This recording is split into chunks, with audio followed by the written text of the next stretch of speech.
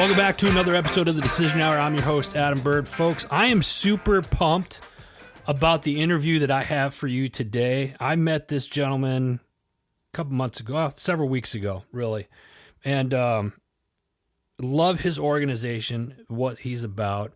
He's an outdoors guy, so immediately we got along because we were talking fishing a little bit, and so naturally I love the guy. And he's just a good human being. He's the president, CEO, and a show host of an organization called Operation Healing Heroes and Take a Vet Fishing. Now listen, if you're listening to this, you're already online. So do me a favor, do yourselves a favor, open up another browser. I want you to go to operationhealingheroes.org and check this out. Follow along. My new best friend, Jay Garstecki. Jay, what is up, brother? It's great to see you, buddy. Adam, thanks, man. I appreciate you having me on. Absolutely. Let's get to know you a little bit. I love Operation Healing Heroes Foundation and Take a Vet Fishing, and we'll get into that here just a little bit. But you are a guy with a heart of gold. But let's tell the listeners a little bit about yourself. Like who's Jay? Who's Jay? Jay is an individual who absolutely loves our U.S. military veterans, our first responders. It's a person who doesn't take one day for granted. The world that we live in, I attribute all of my success to the men and women who allowed me to do what I get to do every day. And I'm so blessed to be able to honor our U.S. military veterans, our Gold Star families, our Red Star families, and even our first responders. And it's just, I don't know, I never got to serve, so I'm not a veteran. My grandfather was on the beaches in Normandy in World War II on Omaha Beach. My dad served in the Marine Corps. My brother served in the Marine Corps. And unfortunately, my life just never took me into that path, right? I ended up going to college for a couple of years and then ended up with a job that it was awesome because I had a mentor who was willing to teach me sales. And so I spent 26 years in the commercial printing industry. And then, but I've always had a deep passion for our military and for my freedom. Like I said, I never take my freedom for granted, not one day. And so I wanted to be able to give back. And you and I kind of alluded to it. Fishing has always been a big part of my life. Yeah. And so I had gone on a sales call for printing, actually, and met a gentleman who was a career military officer. His name is Brett Bodette, worked for the Mall of America in Minnesota. Yeah. And he was just military through and through, man. He was the guy, when you look up in Wikipedia, whatever, what military, this guy looks the part, and he is just an amazing individual. And he and I hit it off so well on our business meeting to sell commercial printing that he actually asked me to go to dinner with him that night. And he and I spoke about his time in the service and the multiple deployments that he had done. And he had shared some personal video on his phone with me and showed some of these young men and women. When I say young, probably not even 21 years old yet, and what they had been going through for my freedom, right? I mean, that's what they were out there in harm's way doing some really cool shit, and it's all for my freedom. Yeah. And I said, Brett, what can I do? I need to give back. These individuals need to be honored. And he said, take them fishing. He's like, you're a fisherman. He goes, take them fishing. And I was like, what? Take them fishing? He goes, yeah. He goes, when they come back, he goes, they have this sense of, lostness. They've done so much in the military. They come back here and their sense of purpose here is lost. And he said, take them out fishing, put a rod in their hand, let them see what God's given us as far as the calmness and serenity of the outdoors. And I called my wife. I was driving at the time we lived in Illinois, and I was driving home from Minnesota down to Illinois. I got a 6-hour drive, and I called my wife and I said, I'm not only going to take a veteran fishing, I'm going to start a movement to take veterans fishing. And that's pretty much where my passion started from. And then, just kind of parlayed from there. And then actually taking those veterans fishing and hearing their stories led to Operation Healing Heroes, which is a whole nother nonprofit that we started so that we could start documenting the lives of these veterans and letting people know that freedom isn't free. And when you hear it firsthand from these men and women, man, it's moving. So you're kind of a storyteller's guide, right? Yeah. I mean, the Operation Healing Heroes. So you've turned. I mean, you turned this into a TV series, like it's a show. Yeah. And if I'm not mistaken, it's going into you filming season 10. Yeah, I'm filming season 10 right now. Never in a million years, Adam, did I think that it would get to where it is today. I mean, we're 9 years on Discovery Channel, That and is cool. we're filming season 10 this season, and it's just been amazing. Next year, I'm going to actually film my 100th episode.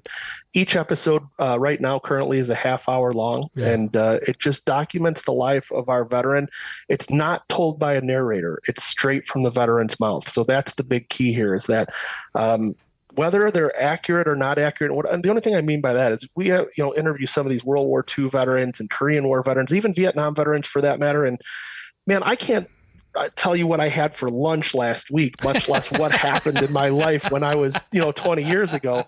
So I always say that just because, you know what, it's always fun to hear them tell their own story. Yeah. Our narrator literally connects the dots and makes it a story so that the end, the viewer can understand it. But at the end of the day, it's about veterans just sharing their life and their, what led them into the military, what was military life like, and what's life like after the military. And the really cool thing about all of this is that it started out as a documentary, and it's really grown to be something much more. And so now we're paying for the treatment of post-traumatic stress outside of the VA at 100%. And what I mean by that is if there's veterans or family members of veterans or first responders that are struggling with PTS, come to us and we will get you help. Whether it's, and help looks like all different things, because there's, everyone processes trauma differently. And so it could mean a service dog. It could mean equine therapy. It could mean an SGB shot. It could mean TRP therapy. It could mean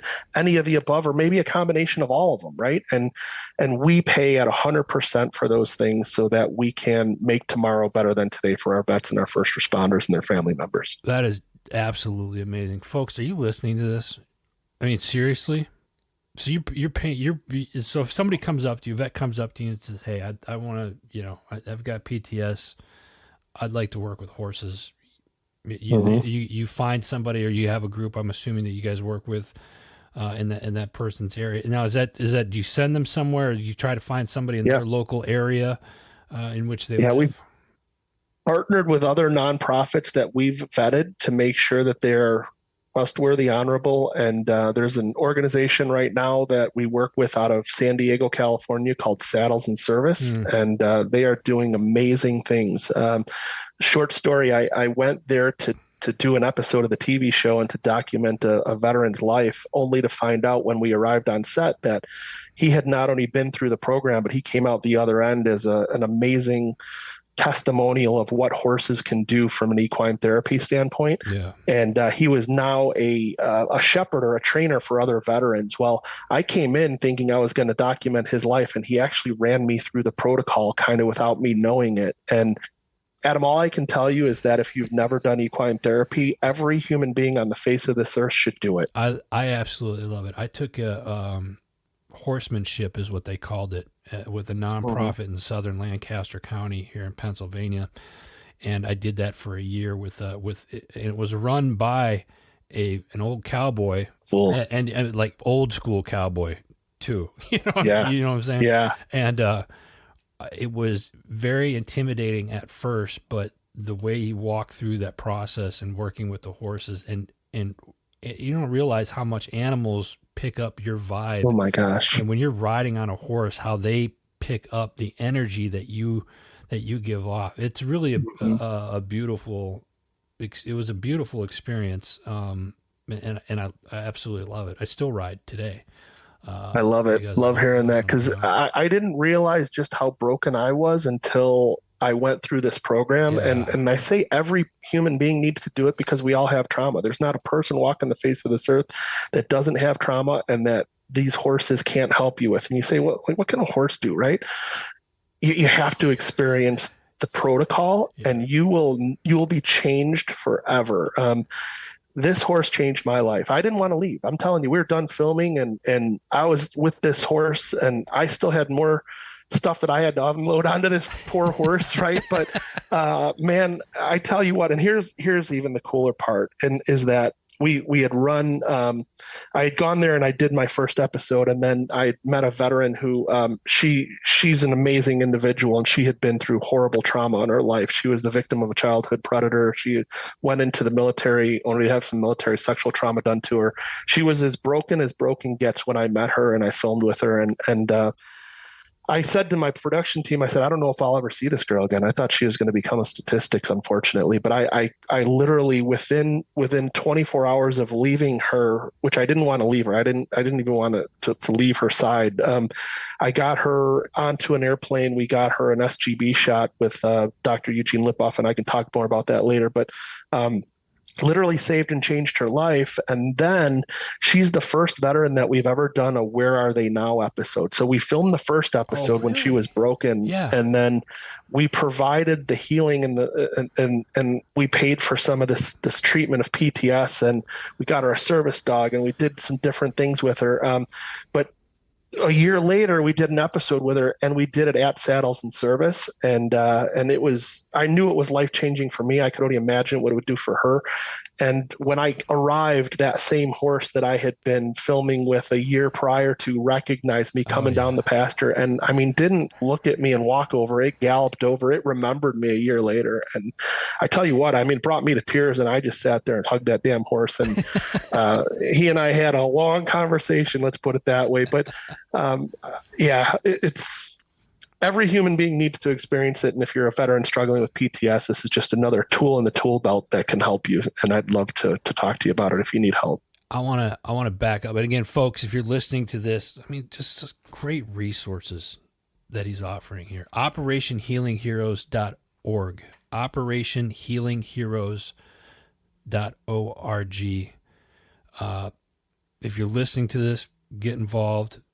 Save this website to your phone, and God willing, if you feel like there's a donate button, please make a donation today, because you can be making a big difference. That's what Jay's been doing. Jay, I want to back up a little bit, because I want to understand. I know you talked about your history, you talked, your grandfather, father, brother, and the gentleman that you had dinner with up in Minnesota.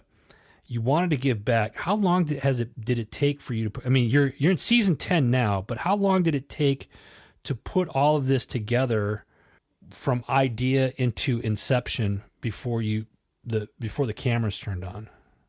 Yeah. So the first nonprofit that I started was Take a Vet Fishing. And that was, again, it stemmed from that dinner that I had with Brett Bodette.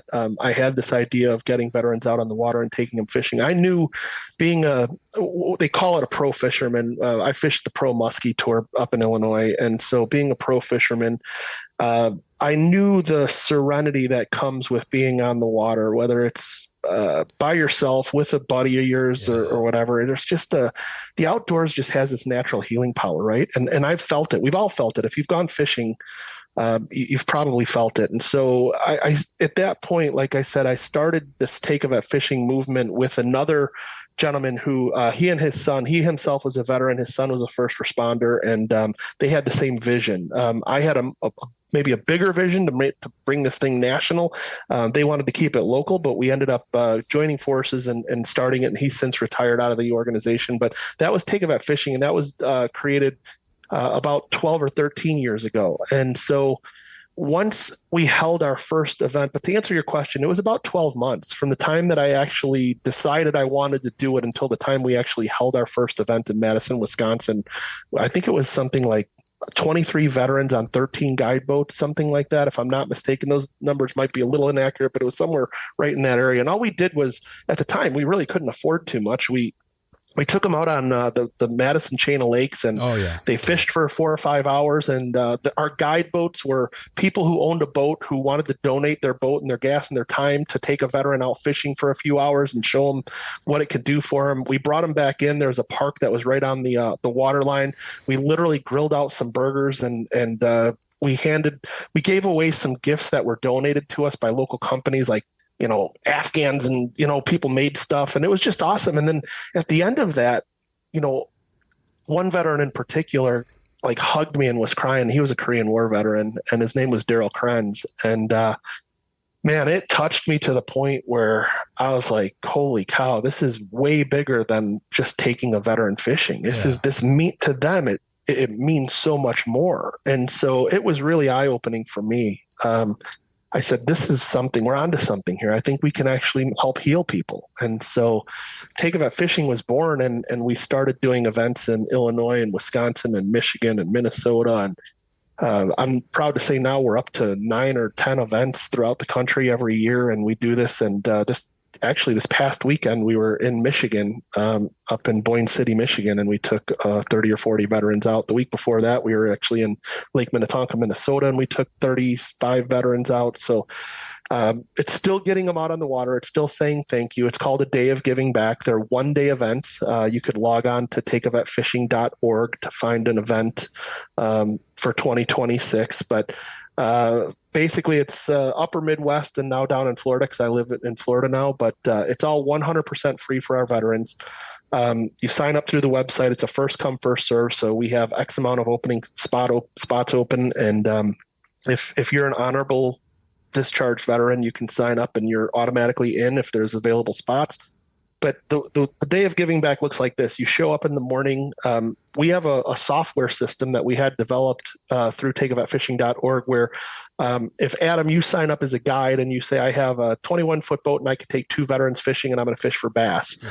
You sign up as that. And then when a veteran signs up for the same event, so we'll say Madison, Wisconsin, they say, I'm a veteran and I'd like to fish for bass. They see all the available boats with spots in it, and they can actually put themselves into Adam's boat. And an email automatically goes to Adam saying, Adam, Jay is a vet and would like to fish in your boat. And then an email goes to the veteran saying, here's Adam's boat, and you're now in there. And you guys can communicate prior to the event. So it may be something like, do you need me to bring equipment, or, I've got your equipment, you don't have to worry about it. And, are you going to have waters on the boat, stuff like that. We provide all that stuff, but I'm just kind of using it as an example. So in the morning of the event, its check-in is usually at 6 a.m. from 6 to 7 a.m. They fish from roughly 7 a.m. to 11 a.m. Coming off the water at 11. At noon, we present the flags, we do the anthem. We feed not only the veterans, the guide captains, but any family members that they wish to bring to the event. So there's lunch from 12 to 1. At 1 o'clock, we do our honor ceremony where we recognize every veteran in attendance. Every veteran gets a gift. And then we also raffle off a whole bunch of donations. We're done by 3 o'clock, and it's called a Day of Giving Back. And we do, like I said, 9 of those, 10 of those a year throughout the country. And it's all 100% free to the vets. They will never pay $1. As a matter of fact, we don't even accept donations the day of the event. Because I never want to have one veteran see a donation being made or have a donation jar out there and then say, I can't afford it. I can't afford to do that. So we don't accept donations on our Day of Giving Back. You want to donate the next day or the day before, you can do that, but we will never accept a donation on the day of, because it's about giving back to our vets. It's not about making money. So it's come a long way. And so a long answer to a long, sorry. Don't be, I tell you what, that's the definition of purpose. Folks, right there. This is why I love Jay so much and what he's doing. I've never heard of any organization say, hey, we're not going to take a donation the day of. That's such a great idea, and the perception that it brings off on that. It's I'm stealing that. I'm telling you that. Well, thanks. Live right now. It's important because we don't want veterans thinking that they had, it's a bait and switch type thing, right? Now we got you here. We got you in a captive audience. Hey, now it's time to hit you up for donations. Nope. Yeah. This is about honoring the men and women who gave us the freedom, the ability to do what we get to do. And it's just, that's what it's all about. And then to answer your question too, a little further, was that gentleman, Daryl Krenz, that I had met on my very first Take About Fishing event. He hugged me and told me, thank you for taking him out fishing. He lived in McFarland, Wisconsin. And he had told me that just recently, and he had been out of the service since the Korean War, that he had just started talking about his time in service. But he said 40 years later, he was still waking up in the middle of the night, pounding his fists on the walls, going through horrible PTSD. And I got to speak to his wife, Ida, and she confirmed that, man, 40 years later, this man is still going through a hard time. And it was like that era. World War II, Korea, they just didn't didn't talk Talk about about it. it. You know, my No, I grandfather know. was a Korean War vet, and I've said this before. I don't think I've ever told you, but in 2011 we did a family trip, and we were on a cruise together, and he liked to play Keno, so I was in the casino with him, Thanks. learning how to play Keno, and he asked me, you know, me being a vet myself, he asked me what my experience was like, and then he started opening up about his stuff, and then my dad started walking down, and I remember my grandpa elbowing me. He's like, "We didn't have this conversation," and I was like, I just thought it was weird at the time. And my dad asked later on, after my grandfather passed, he said, "Hey, that day in the casino," he's like, "What did you guys talk about?" And I just smiled. I was like, I don't remember. Well, Yeah, he kept it. wow. It was one of those, you know. Yeah. And Yeah. eventually I said, oh, he was telling me some stuff about his experience in the military. He's like, well, you know more than the rest of us, because he never told Crazy, me. man. You know? It's, I wish that generation talked about it a little more, because they didn't understand what it was, right? There was no such thing as post-traumatic stress. It was called combat fatigue, and they came home and they just knew they were different. But Yeah. they literally came home and raised families and went to work every day. And it was just amazing to me that these men and women were able to survive. And Daryl finally, so I asked Daryl, I said, would you be willing to share your story? Because I still had the concept at that point of starting Operation Healing Heroes and starting to document the lives of these veterans one story at a time. And he said no. He said, no, I could never share my story. He's like, people wouldn't believe it. And I was like, okay. So fast forward, it was actually 3 years for me to get the funding to be able to start the Operation Healing Heroes, a separate nonprofit organization, to start the first episode. And I actually went to our main sponsor, which is Great Clips, and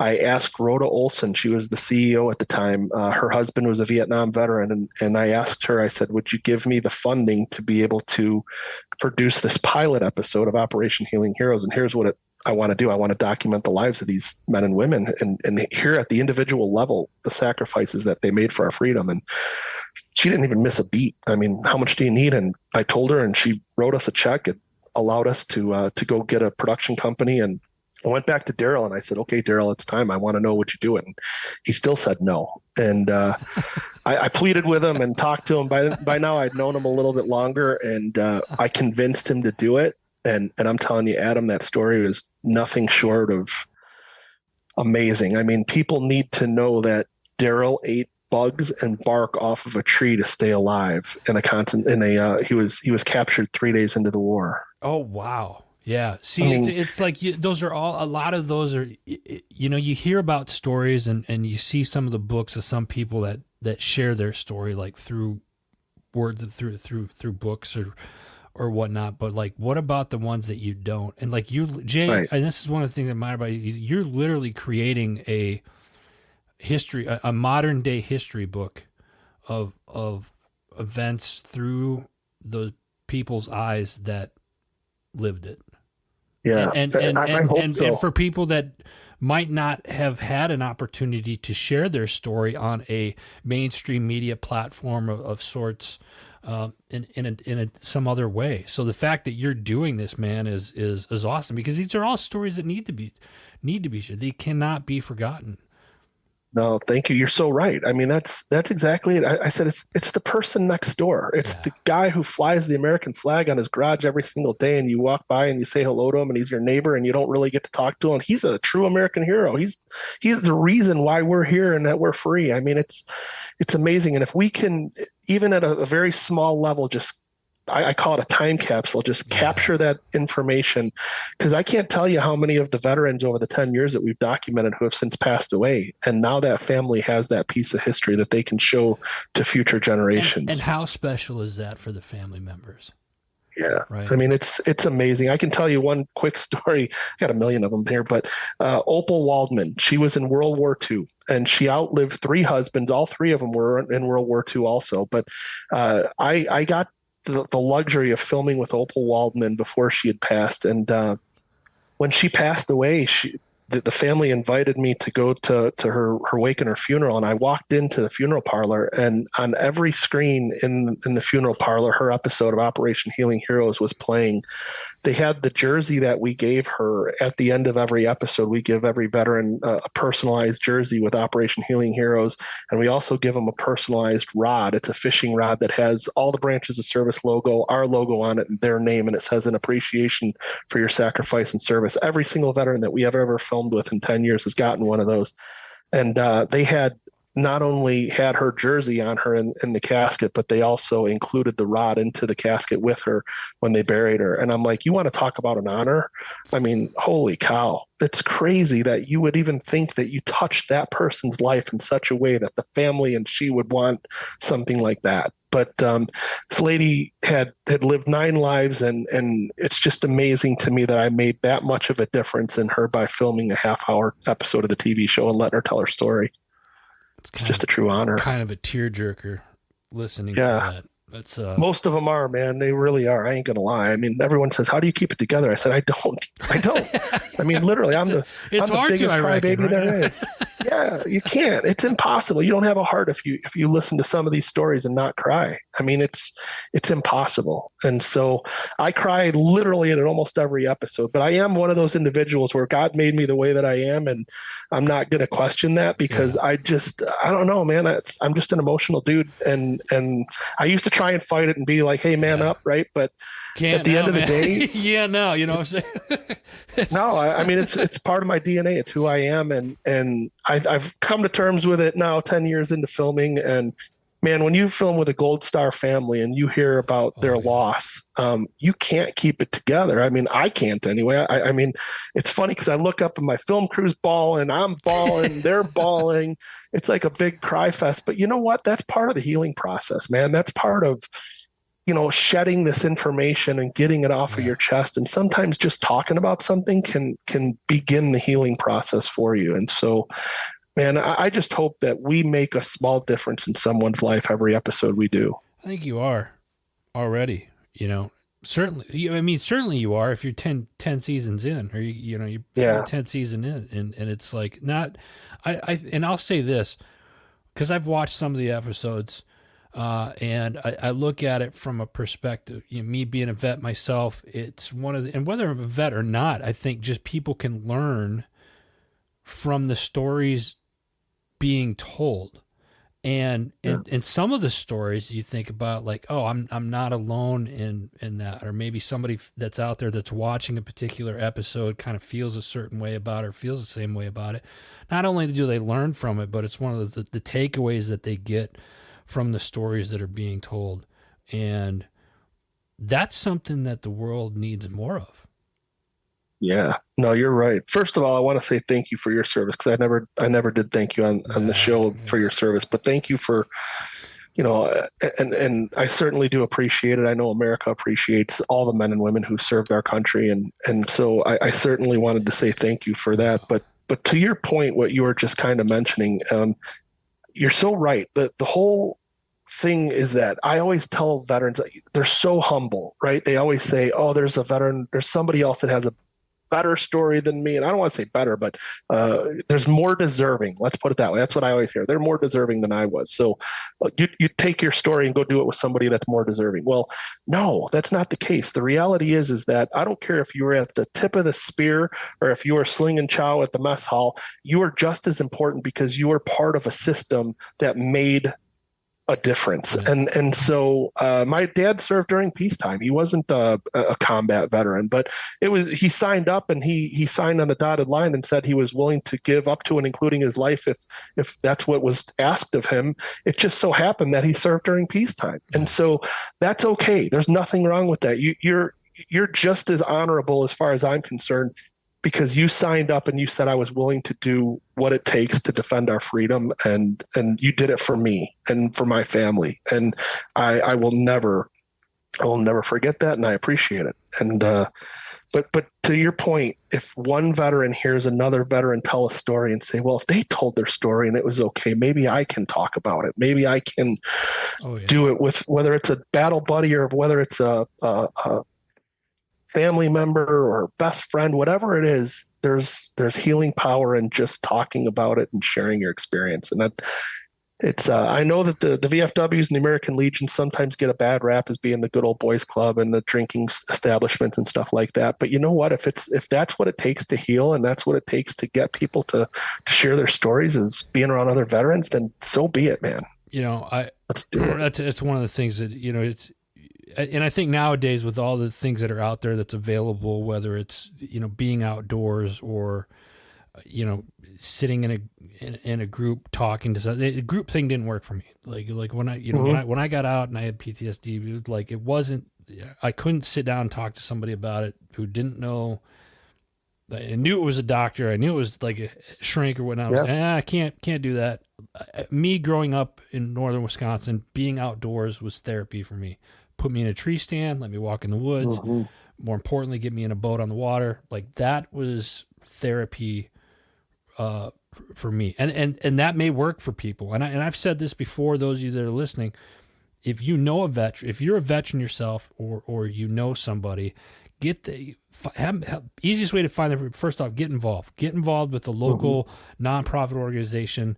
Get involved with Operation Healing Heroes. If you're an angler, go to takeavetfishing.org. Get in touch with Jay. Get involved first and foremost. Don't be sitting on your ass at home. Get out and do something. That's the best way to find your purpose. That being said, let me ask you this: is Jay living his purpose right now? Man, Jay is not only living his purpose, he's getting to excel in his purpose. And I mean, it took me a long time to understand what that purpose was. I ain't gonna lie, 26 years in the printing industry and sales. I loved every minute of it. It got me in front of other people, which I enjoy doing. I love talking to people. I love hearing stories. But man, when we started the nonprofits and they excelled to the point where they are today, that's when I really realized that this is what God had planned for me all along. And I always say, man, I'm just so blessed that he picked me to be able to do this, because this is the coolest job in the world. I don't care what you say, but I get to travel this country, interviewing this country's greatest heroes, listening to their stories, getting to know them on a personal level, and then putting them out there for the world to see. And man, if I ain't blessed, I don't know who is, because that is the coolest thing ever. So folks, again, operationhealingheroes.org. Also go to takeavetfishing.org. I want to back up a little bit and just give kind of I guess I should have did this at the beginning, but Jay and I mentioned we met at an event. It was Salute to American Heroes, and this was down in Clearwater, Florida, recently.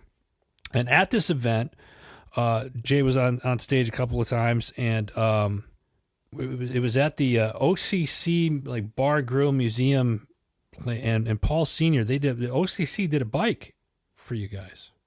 Yeah, did a custom chopper for us. You want to talk a little bit about that? Because that thing it was amazing. So it was in August at the OCC Roadhouse in Clearwater, Florida. We were at that Salute to American Heroes event, which is an amazing event that honors our military and our first responders. And all right, so I got to tell you the whole story of how I met Paul Senior. So we were our television show historically, and I'm going to go through just really quick. It used to be called Operation Fishing Freedom. That's when we started the nonprofit. It's called Operation Fishing Freedom. Okay. So we took veterans fishing and then documented their story. So instead of putting them in a studio with cameras and lights, we wanted to get them out on a fishing boat in a more relaxed environment in the outdoors, and then thinking they would be more willing to share their story, right, or comfortably share their story. So I started Operation Fishing Freedom. I think we filmed the first 5 or 6 seasons with it, but I was getting enough emails after when it was airing on Discovery Channel of people saying, we almost didn't watch your show because we're not fishermen and we don't enjoy fishing. And it's not a fishing show. It's a documentary set on a fishing boat, right? So it's really just the setting. And so we got enough of those emails where I said, we need to change the name because it's not a fishing show. So we changed it to Operation Outdoor Freedom, thinking that, okay, the outdoors provides freedom and it's more of a documentary style name, only to find out that our attorney, when we registered, missed a trademark, and the Florida Department of Agriculture actually has a trademark on Operation Outdoor Freedom. They were kind enough to allow us, we filmed an entire season as Operation Outdoor Freedom. They were kind enough to allow us to air it on Discovery Channel. And we just had to change it after that event. So I've rebranded for the last time, and it's called Operation Healing Heroes Foundation now, and it'll never change again because it's all encompassing of what we do. We heal our heroes. We provide financial support for our veterans and our first responders. But so anyhow, when we were filming on a boat, I was filming with some of these World War II veterans, Korean War veterans, even Vietnam veterans, and some of them aren't real stable on their feet, right? So it was one of those things where we were like, man, I don't want to put these individuals in harm's way. If we get a day, you're talking television, you schedule 2 days to film an episode, and we filmed for 2 complete days for 20 minutes and 45 seconds of television, actual airtime. And so if you're given whatever God gives you that day as far as weather goes and everything else, and so you have to get an episode done. You're spending a lot of money for this TV production team to be there. So anyhow, I said we need to do something in case we can't get these World War II vets or whoever, if they're not stable on their feet and they don't feel comfortable going on a boat, we need to be able to do something else. And so we said, let's do camping. It's still in the outdoors. It's more of a controlled environment. So we set out to try and find a donor who would help us with an RV that we would be able to film with. And so long story short, found a gentleman online. He was in New York. I was in Illinois at the time. He had an RV, the exact RV that we were looking for, along with a golf cart and a Jeep that he had as a package deal. He was selling it. I contacted him and I told him who we were, what we were doing. He said, I literally just bought it. It's brand new. We did it we were going to buy this stuff as a family and go camping. And we went on one camping trip and realized that the RV is 40 foot. It's way too big to tow, and towing the Jeep behind it, I was 63 feet long and I can't do it. I'm not good enough at it. So he wanted to sell the whole package as a deal.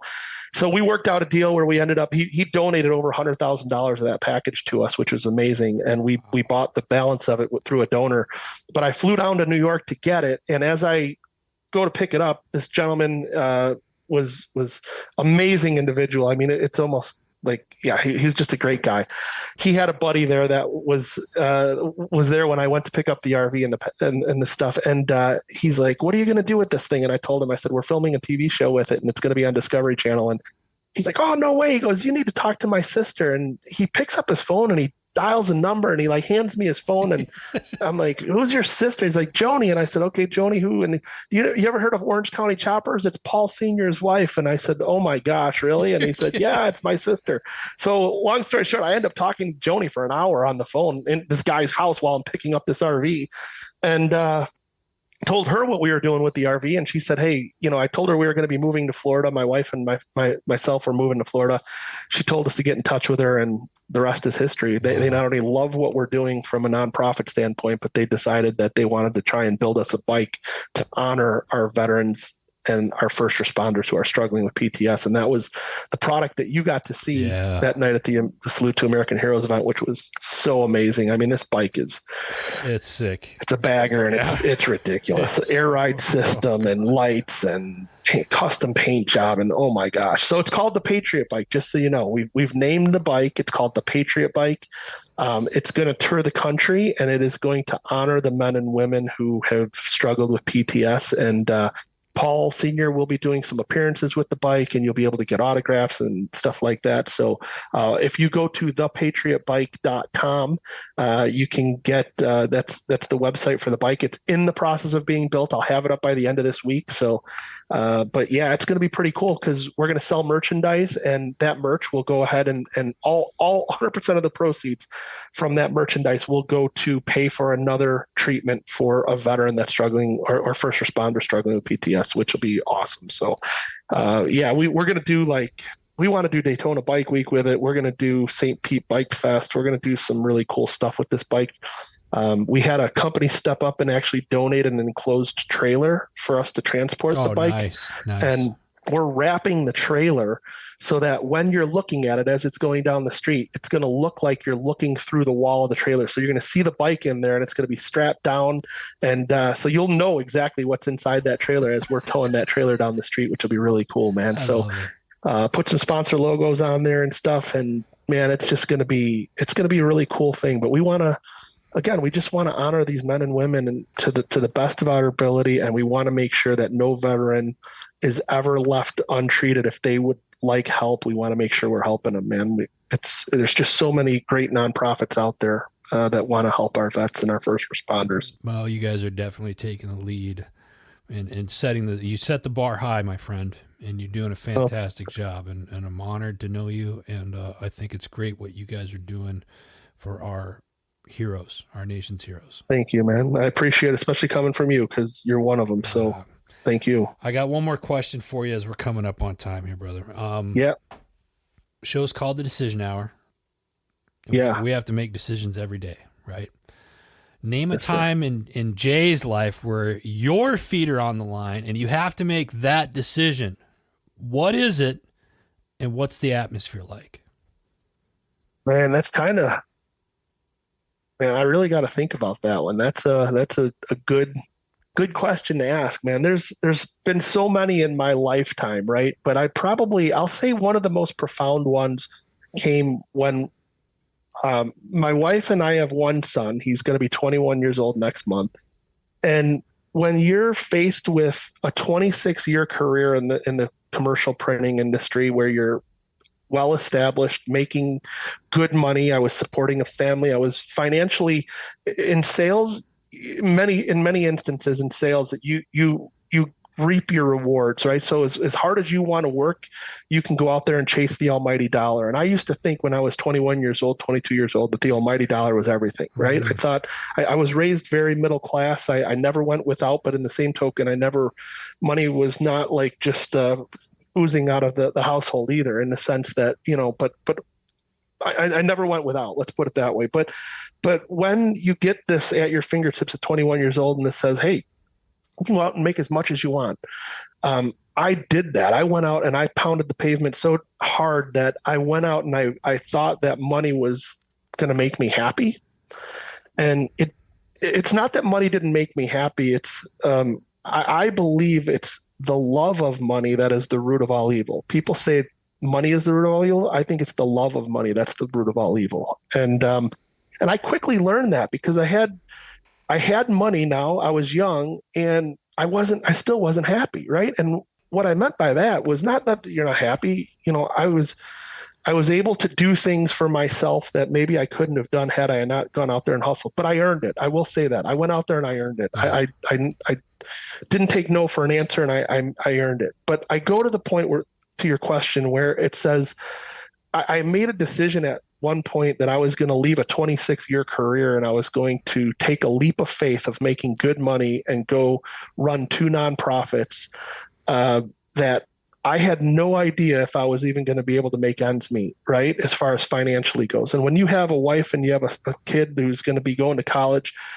you question whether you're doing the right thing. And all I did was I knew it filled my cup, right? These two nonprofits were the thing that filled me as a human being, and the money will always come if you do the right thing. I believe that. And so I took that leap of faith, took a giant pay cut to do this. But you know what? I felt horrible because when I had started the nonprofits, we had never taken a penny out of them, not one penny. I mean, it was all volunteers. That's it.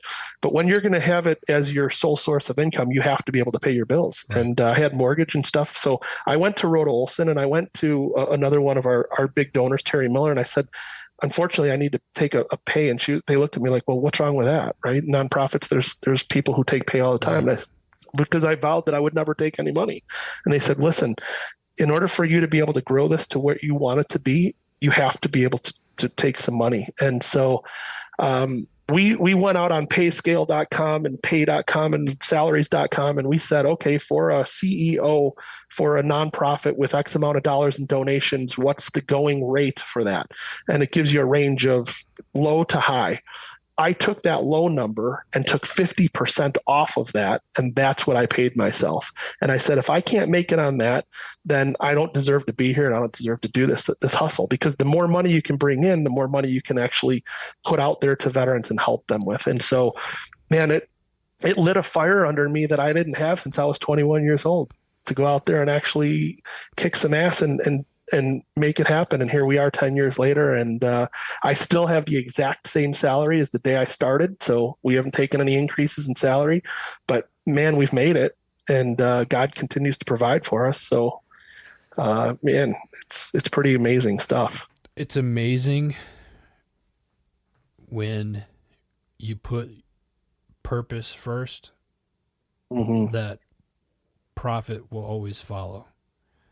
And Amen to that, brother. And it's like and you have to be faithful, right? You talk about taking your leap of faith, and those that have followed me for the last decade know my leap of faith in 2013. You have to take that leap of faith. You can't chase the dollar. I'm not. Those of you out there hustling, you chase the dollar. That's I'm not. God bless you. I hope you get what you want. Yes. For guys like Jay and I, it comes to a point where you get tired of just chasing the dollar, because it doesn't matter how much money you get, it's never going to be enough. Or at least especially guys that want to be on the water and hunting. You're right. You're right. It was never enough. When I made the mind shift of putting purpose first, that's not to say I didn't struggle and whatnot, but I'm still here a decade later. I got a roof over my head. My son's going to school. My wife's doing well. Everything will fall into line, because I believe that I am where I am today because this is where God wants me to be. Period. Amen, brother. Period. Couldn't have said it any better. And I feel exactly like you do, man. I mean, literally, I get to live. You talk about living the dream. I'm living the dream, man. And it's. Yeah. I mean, we're both doing it. And I love hearing that about you, brother, because that means the world to me, to know that you really, like you said, you took a leap of faith in 2013, and look at you now. And like, we always look at the Joneses, right? Oh my gosh, look at that person. They got this new car, this beautiful house. They live on the water, whatever it might be. But you know what? At the end of the day, you don't know what's going inside those four walls, man. They could be miserable. I know a lot of people that were extremely wealthy that were miserable. They couldn't get out of their own way. And here's the other thing. Doesn't matter how much you accumulate here on earth. You can't take it with you when you're man. You know what I'm saying? So give back, pay it forward. That's you'll get it back tenfold for every dollar you give to another human being on the positive side of things, meaning go help a person, go pay. You want to see what the life is that I lead? Go to a gas station and buy some random person, their tank of gas. You don't even know who the hell they are. And you don't know how much you could change that person's life. And you're not doing it because you want accolades. You're doing it because you're paying it forward and it's the right thing to do. Yeah. That's it. At the end of the day, drive away. And if that person looks at you like you got three heads and you're crazy, let them be it. And if that person comes over and gives you a hug and maybe they go pay it forward someplace else, you just made this world a better place, one person at a time. That's the way we need to look at life, and that's the way we need to do it, man. But I can promise you, and I guarantee you that you felt this before too, when you give back to other people and you do it without expecting anything in return, it comes back to you tenfold, whether you want it or not, because it's just the way God provides for us. Amen. Jay, I appreciate you taking time, brother. Hey, man, thanks for having me. And we're going to get started here with season 2 of Operation Healing Heroes Feel the Heal podcast. And guess who's going to be on my podcast? I can't wait for you to share your story. I can't wait, man. I can't wait. Well, I just spent an hour talking about myself, which I don't enjoy doing, if I'm being honest. But it is important that we get this information out there. And now I want to spend an hour talking about you, brother. I love it. Folks, OperationHealingHeroes.org, takeavetfishing.org as well. Make sure you go check those out. Get involved. Also, check out our parent network, Heroes Media Group. Go to heroesmediagroup.com. Check out all the new shows. We've got some new shows, 11 new shows this year. This has been our biggest growth year, so make sure you go check that out. Some of the new blogs that are out there and events where you can find us between now and the end of the year. Jay, thank you very much, brother. Appreciate you. That's all the time that we got today, folks. You've been listening to The Decision Hour.